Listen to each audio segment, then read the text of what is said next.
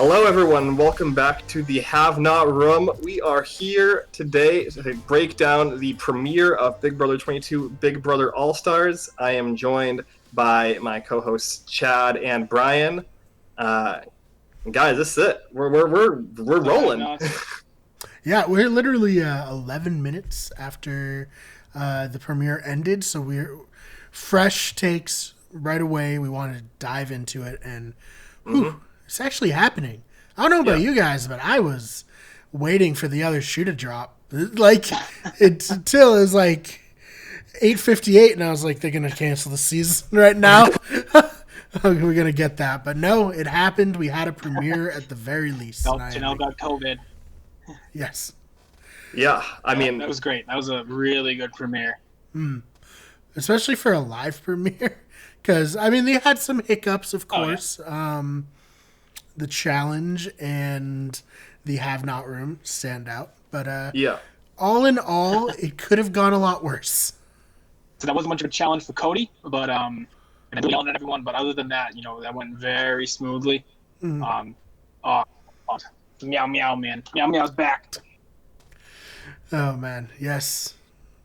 So Ben, what should we talk about first? Yeah, we can talk about the challenge and kind of the hiccups with that a little bit after. But yeah, we kind of got what we expected.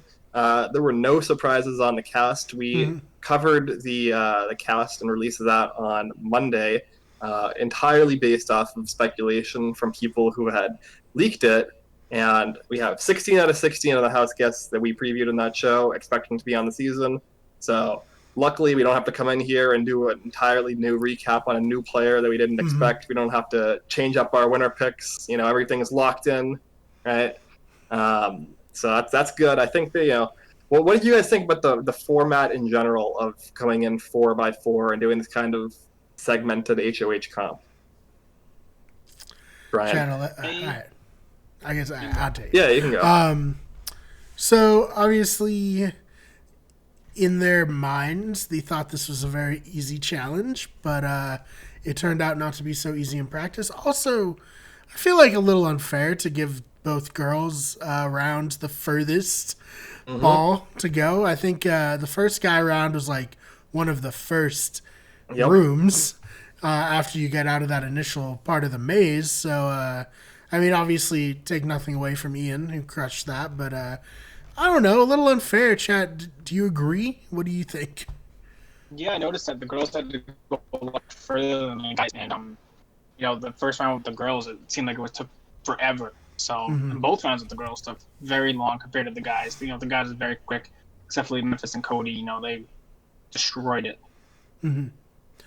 Yeah, I was actually a little worried that, especially that first round, that no one was gonna get a ball in, and I was like, what's gonna happen? Yeah, I guess it's just they wouldn't have gotten to compete. Yeah, after that first round too, I was looking, and Christmas was the first one to get through. I was like, are we really gonna have a situation where nobody qualifies for the second round except for Christmas? That would be a spectacular way to start the season. Everyone's favorite, this is what everyone was waiting for. Richer. I know. It's this isn't proof that BB gods are like playing with our emotions. I don't know what is. Like, oh, you don't like Christmas? Well, she's $5,000 now. Also, the first person to win anything in terms of comps on this season. So, there. I mean that the star jump challenge was designed to break her ankle again. So, kind of lucked out there. Yeah, I mean, I'd be lying if I said I wasn't a little concerned about Christmas running that course. I was holding up. Yeah, but we got Cody, right? Cody won. Chad, Cody, your winner pick. All right, I'm 1 for 1 on the weeks here, but hopefully Cody's insight into winning first HOH does him well. He came in saying he didn't want to win it, but once he saw the cast, he's like, all right, I probably should. And that he's just going to sink right back in. I think it's smart that he said he's going to use, the what the house wants excuse, which really that's like, how many good weeks is that good for? The first 3, maybe. Right. So definitely the first one. So I'm glad he won, especially after hearing from him. So I'm a little less nervous, but I think he's still a solid winner pick. I'm happy with that. Yeah, no, I mean, correct me if I'm wrong, but that was a big part of Derek and Cody's game was posing everything as, oh, this is what the house wants. This isn't what we want. So he's well versed in that. And he also got to experience firsthand Devin's HOH. So he knows what not to do with an early HOH. Yeah, and he also knows the strength of winning a first HOH as far as gathering together an early big alliance, because the Bomb Squad did build around the early first dual HOH in that season of Caleb and Frankie.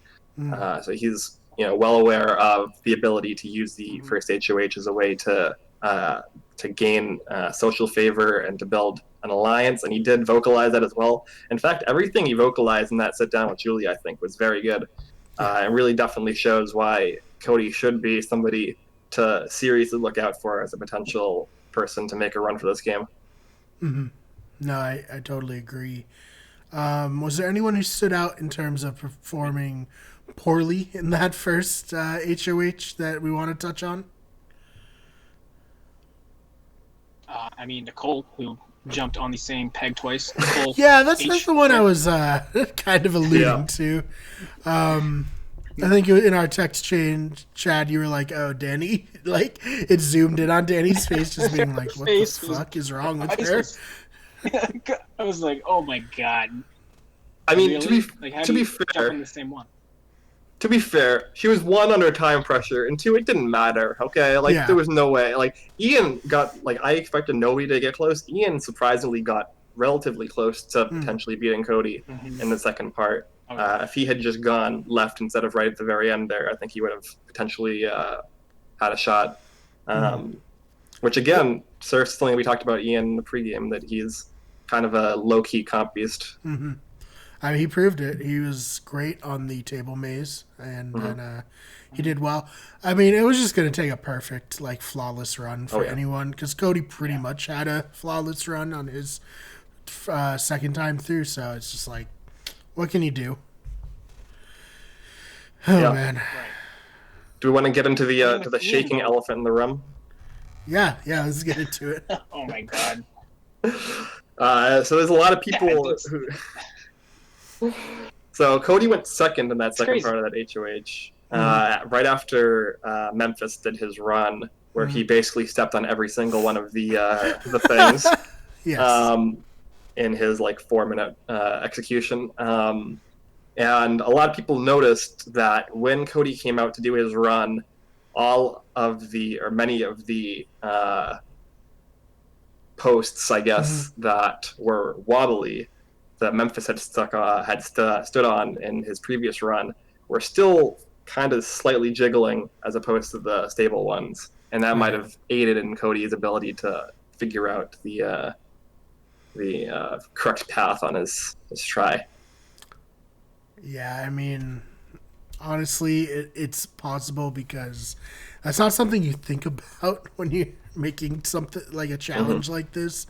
But there was one especially that Memphis stripped in the middle that shook violently for a minute. Yeah, it was very odd. So yeah, I saw one towards the bottom of our screens that was still wobbling a lot. One of the last ones, I think that last big one that they stepped on. And even Julie said I think I forget whose run it was one of the later ones. She said wait a minute till they stop wobbling. So they were very aware of it. Yeah. After Cody dominated it. Yeah, after the damage had been done, it was too late for anyone to even potentially beat Cody. Yeah. This is Wobblegate. We're immediately.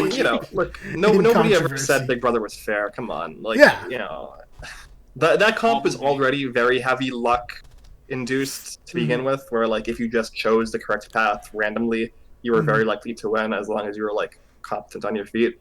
So Cody kind of lucked out and just drawing the number 2 slot. Anybody else who drew the number 2 slot probably would have been similarly advantaged. So yeah, no, I mean, it is what it is. Yeah. What can you do? I mean, how much now? Not much now. What about the envelopes? Open the door. No, you can't do that. Actually. Oh man. So what do you guys think of the envelope twist? Of all things. Yeah, what do you think, Chad? I mean, right off the bat, I was kind of surprised to see that like so quickly, but I was thinking like, oh my god, they're gonna have someone dressed up in like a dinosaur costume or the German girl costume for Nicole again. Mm-hmm. But I'm glad they just kind of did the have-nots instead. I was like, that's moving a little too quick to have the bad punishments, but have-not. I mean, we knew it was coming eventually, so it's kind of cool. I think they definitely learned And then their Christmas lessons. gets $5,000 in it. Right. I think they definitely learned their lessons with big disadvantages, like when they turned Sam into a robot after the first comp. Like, I was so uncalled for. So I think, I was a little surprised there weren't more prizes because now Christmas just has a decently sized target on her back, especially where it's like, all stars are going to look for any reason to potentially target each other. I don't know, Ben. What do you think about that? Yeah, it's definitely possible. Like usually in some of these seasons where there's like luxury competitions, a lot of people think that throwing it is correct because they like Memphis actually is somebody who is famously got a target on his back because he won a car early on Big Brother 10. So maybe he was actually pretty happy to not be the one getting the $5,000. You're like, phew, I'm just a have-not. Right. But yeah, I mean, it's possible. I don't know if like unless it was something that Cody would think about to do strategically, anyways. If it would actually put a target on her back, I think more so it would be an excuse, if anything. If she was somebody that Cody would otherwise want to target. Yeah, right. Yeah, it's just something to pad it. Like, oh, Christmas, you won the money. I'm sorry, my hands are tied. But yeah. Oh man. So what else should we cover in this 2-hour live move-in that caught anyone's eyes? I mean, speaking of Christmas, we should definitely get out of the way that Christmas was the first person to enter the house, which historically is a cursed spot, which means everybody who is coming into the season, like, I want anybody except for Christmas to win, which is a lot of people. They should be breathing a sigh of relief at that. Seriously. Oh, Chad, what do you think? I mean, we all know she's kind of the dud on this season, so any knocks against her, I'm all for. But, I mean, I wish her well, but, obviously there's 15 other players I'd rather win over her. If she wins and it's, she puts on a good show, then so be it. But, yeah, I mean, she's cursed already, so I'm fully prepared for her to break the curse now. Christmas breaks the curse, then that's it for me, man. 2020 wins. Oh, man. Yeah, I mean, what else is there to talk about, really? We didn't get to see a lot of them interacting other than just, like, general niceties in the group. We kind of got a little bit at the end there, where we saw Nicole Franzel, I believe, in the bathroom with Memphis, and was that Danny, or was that Keisha? Danny. It was Danny. Yeah, it was Okay, Danny. that's what I thought. And they were talking about something that Cody also brought up that we mentioned about like the makeup of the cast and how it seems like these players weren't actually 100% sure of what the cast was going to be coming in, and there are a lot of surprises for them as well, even though they were pre-gaming. I mean, how can you not be, like, right? We were surprised. Yeah. Yeah. I mean, I kind of thought they all knew of each other a little bit at least, but it seems like they had no idea, which is awesome because that's best case scenario for for us as viewers. But I really like how they did it before the time, and they hid them away, and they all get to see each other, 4 groups at a time, even though it was a little rushed. But it was really cool to see the actual like faces, like, oh my god, Janelle's here, we're screwed. But. But no, yeah. I like it a lot. This is awesome. How hard are they pushing a Memphis and a Cody alliance? Oh, for sure. Oh, I mean, alliance. The or, show like, wants this to happen. Yeah, something. Yeah. They're like, hey, you guys both lost to 2 of the best players. That's a storyline. Yep, it is something that we also talked about in our preseason coverage, where they both have a very similar story, and so that might bond them together. it might create some kind of feud between them where each of them is trying to prove themselves, and they don't want the other person to get the story that they feel like they deserve. Mm-hmm. It's definitely going to be interesting to see, and definitely multiple times throughout the episode was brought up between them being asked those questions on the stage of Renegades versus Hitmen, and then in that competition where they were the two from their group to win. There's a lot to look forward to here. I'm going to be interested to see, especially with the Cody HOH, how that plays out. Mm-hmm. Yeah, I mean, like you said, not much else to cover. The house looks awesome. The outside of the house looks really awesome. Mm-hmm. I loved that with all the LED screens, so they can make the house look like a house from the outside. That was great. It is weird how quiet it is outside the house, and I was thinking in a few months when there's still no audience and someone comes out to the cannons, that's also going to be really weird. Mm-hmm. It's just gonna be like, and just like quiet coming down. But that's far in the future. Don't have to get too wrapped up in that yet. How excited are you guys for feeds tonight? I know Ben, you're fucking hugely pumped, right? Yeah, I'm probably gonna right after this maybe take a little nap, maybe wake up, make some coffee, and be ready to go 2 a.m. We'll see how long it goes. But yeah, I mean, look, this is night one feeds of All Stars. Like this is a once in a lifetime kind of thing, right? This is not a recurring. It's not gonna be a recurring pattern of my behavior for my life. So of course. This is like the Y2K New Year's Eve of Big Brother. Just gonna see what's gonna happen. Yeah. Oh my god. Man. Is the world going to end? Is the house going to blow up? Are we going to have Keisha's birthday 2.0? We'll see. I hope so. Well, that was last week. Yeah, that's true. All right. Oh, man. I did like at the end of the episode, speaking of feeds, it's kind of feedish when you get to listen in. All of them just like being like, oh my god, look at all the other like house guests on the wall. Like, that was a fun moment. I'm kind of sad that we're going to miss them kind of exploring the house, because by the time feeds turn on they'll probably be like more settled down. But I mean, it's All Stars, so who knows, people could be playing at 1,000,000 miles a minute for all we know. Yeah, this is definitely like the coolest house they've had so far, not only as an homage to Big Brother history, but just in general. Like that's an awesome Big Brother house. I like what they did with the upstairs like balcony area. They didn't show this on the episode, but like right outside the HOH room, they play like chess there. They turned that into like a huge like daybed area.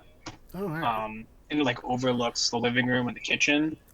And like in Julie's tour on Instagram, it was like, oh, they could plot here, because normally we never see people hang out there. They're usually in downstairs or in that other little room next to the bathroom. So it'll be interesting to see them, actually plot there while people can listen in. So I think that's a cool little addition, something to look out for in the future. Yeah. What do you guys think of the chessboard that was like multiple different levels? Yeah, I don't know. I can't play chess well on a regular board. I would be completely lost on that board. 3D chess. Yeah. I feel like they've done that before. I feel like there was a joke in a previous season where somebody was like, "Oh, it's like Hubert playing chess." And it's like, I might have been BB Can season that had it. I don't know, but there was definitely a previous season where it was like this weird 3D like tower thing because they wanted it to look cool, even if it's really inconvenient to actually play on. I feel like they give them such little stimuli outside of the game. Give them the chessboard at least. Come on. Oh man! We also got a. Yeah, I wonder what that's gonna look like. We got Memphis saying that he was playing. Dayan was playing chess and he was playing checkers. So a little bit of PTSD from last season. With Jackson said that. Yeah, Jackson. Every episode. Off that. He's like, this guy fucking gets it. This Memphis guy. Chess, not checkers. Fuck yeah. Oh yeah, but the Renegades are better, right? No, I don't think so. I mean, yeah, I'm on Team Hitman. Sorry. That's know. your official stance. Oh man. But yeah, I mean, Vampires and werewolves here. it's gonna be interesting to see what Cody does, and it's gonna be great to actually have insight with the feeds on from now until.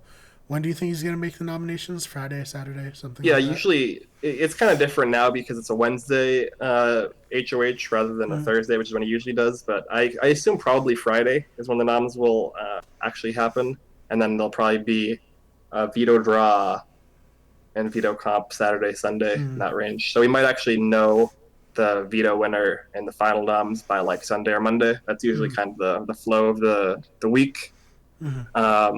But I mean, we'll probably also have a pretty good idea, even potentially by like tomorrow night, what those noms might actually look like. Right. So before the feeds turn on, though, do we want to make some, wild predictions of who the first two noms are going to be? Since we have very little information. I have no inclination, but if you it. guys think you know, please. I personally think Janelle is an easy one to put up just because she's, definitely the most revered in this cast. And maybe Ian, because not only he's a winner, but he also did second best on that opening comp, and that's good enough for his reason as any, even if this wasn't an all-star season, to nominate someone. So, right. Those are my two. That's my best guess. Maybe Nicole instead of Janelle? I don't know. Yeah. That would be mine, the two winners. Nicole, not Frenzel, the other one. Oh, Nicole Anthony. Oh, all right. I mean, it's potential. Yes. She's a good potential early pawn, but I don't know if Cody. Like, I think that a first week pawn is a bad idea. And from what Cody was saying, I think he has a very good grasp on strategy. It seems like he probably had a lot of conversations with Derek. I don't know if he's gonna be putting up a pawn week one. I think he wants two people on the block that he would be happy with going home. Like he said, it's just it's very unlikely that the person who stays is winning the next HOH, and he's just willing to take that chance. Yeah, no, definitely. So I agree, definitely two big targets, whoever those may be. I think Janelle is a potential. I think that the winners are potential, especially if him and Nicole had some rough sort of falling out in the pregame. I think that Tyler is another person who might be an early target if there's no like huge alliance that he falls into as well. I think that Cody is a type of player who would want somebody like Tyler out quick so that he can kind of fall into that role. Yeah. Danny Donato potentially, but I think that Janelle is probably slightly more likely. There's a potential if he wants to target Janelle, he just puts up Janelle and Kaser, which I would be pretty sad about. Yeah, no, definitely would suck. I definitely think he's going to make a move. I mean, what's the reason then?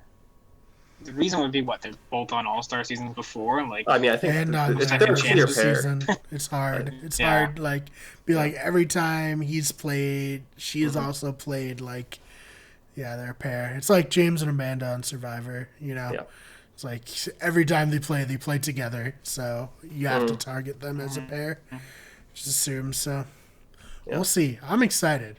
I'm really excited to wake up tomorrow morning and catch up on Ben's tweets, see what's been happening. I'll try and do my best. I'll do my best. Man. Oh, man. So is there anything else we want to talk about before we get on out of here after night one? No, I'm so fucking excited. I can't even. I just, I still have to wait another 3 hours here potentially for the feeds to turn on. I'm just gonna be like this the whole time, just like staring at the screen. No, I'll probably take a nap. But yeah. So excited. This is gonna be. It's surreal. This is gonna be the best season ever. It's very surreal. Like it's like goosebump inducing. How crazy this cast is. It really, it's. Thank you, Big Brother Gods, for gracing us in a time when we needed it most. Thank you for bringing Enzo back. That is my. Oh my god. Yeah, he was. He had a good night. I feel like. He's so funny. Yeah, he had that great like who's been married. He's like, I got divorced. It's like, oh man, this guy's hilarious. It was so good. Oh my god. All right, Chad, where can they find you on Twitter? At Chad Perry 25, Chad Perry 25. Let's follow him there. Ben, how about you? Find me on Twitter at Ben Sharon. That's Sharon with 2 R's. Pretty much all social media. You can follow me on Twitter at TheFakeBMar. That's BMARR. Follow the channel on Twitter at WEverything. On Instagram at WickedGoodEverything. On Twitch at twitch.tv/WickedGoodEverything. I don't know what's happening with TikTok. Allegedly, it's going to get banned. But until then, we're there. Just search Wicked Good Everything. Of course, subscribe to this channel, Wicked Good Podcast, and our main channel, Wicked Good Everything. And we will see you probably soon. Probably next Tuesday-ish. Monday, Tuesday with an update. Yep. And it's happening. It's real. Big Brother All-Stars. See you next time. We're here.